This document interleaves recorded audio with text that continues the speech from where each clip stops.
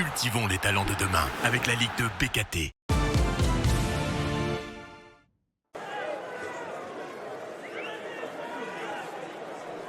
Le Pau FC cultive son paradoxe cette saison. Souvent à l'aise à domicile les années précédentes, les Palois se montrent cette fois-ci plus efficaces à l'extérieur. Ils pouvaient justement prendre cette statistique à contre-pied avec la réception du promu Boulogne-sur-Mer.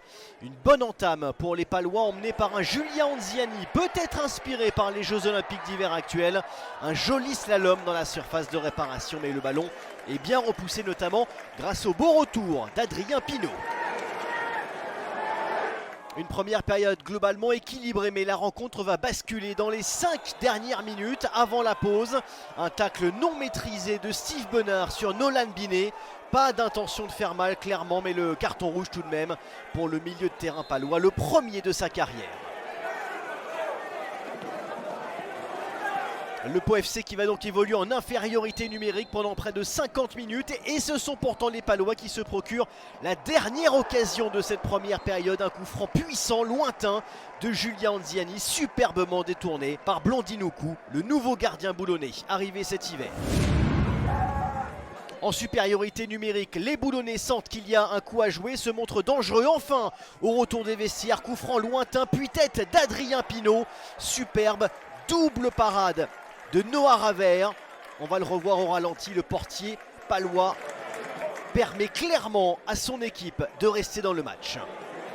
À domicile, les Palois tentent malgré tout le coup, ils ne s'arc-boutent pas en défense et laissent des espaces parfaitement exploités par Boulogne. Peu après l'heure de jeu, Amin El Farissi lance idéalement Martin Lécollier. Conclusion impeccable du nouvel attaquant boulonnais, lui aussi arrivé cet hiver.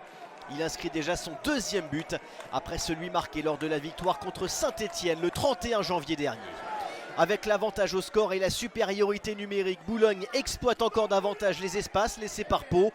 80e minute, Noah Fattar est tout proche d'inscrire le but du break.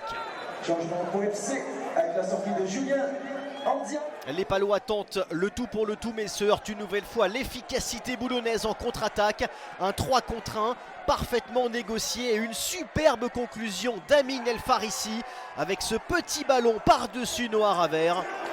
Le break est fait avec ce joli but. Boulogne mène 2-0 à 5 minutes du terme de la partie.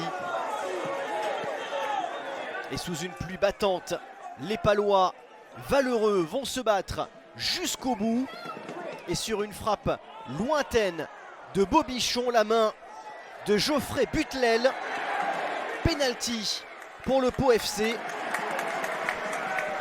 Antonin Bobichon était à l'origine de cette action. C'est lui qui se charge de transformer le penalty. Blandinoukou est battu. Pau n'est plus mené que 2-1. Mais les 2 minutes restantes dans le temps additionnel ne suffiront pas. Bonne opération pour Boulogne-sur-Mer qui se donne de l'air par rapport à la zone rouge. Le Pau FC qui est resté sur 2 victoires consécutives voit les équipes de tête s'éloigner.